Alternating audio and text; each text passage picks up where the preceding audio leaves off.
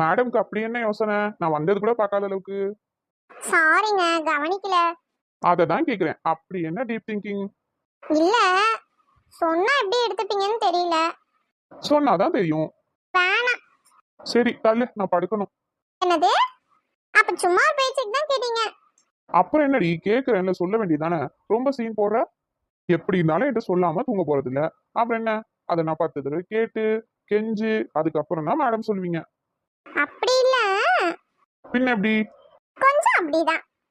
இல்லங்க, தர்ஷினி தான் பிரெக்னெண்டா இருக்கா, அதனால ட்ரிப்பை கேன்சல் பண்ணீங்க. ஓகே, அதுல எனக்கு ஹாப்பி தான். பட் நாங்க பாவம் இல்லையா?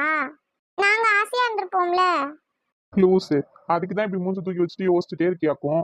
ம், ஏய், ட்ரிப்பு கேன்சல் ஆனது என்னமோ உண்மைதான். ஆனா அதுக்காக நம்ம எங்கேயும் வெளில போக மாட்டோம்லாம் கிடையாது. ரொம்ப லாங்கா கேரளா அந்த மாதிரி போகாம வேற எங்கேயாவது பக்கத்துலயே பார்ப்போம். ஒரு 1 வீக்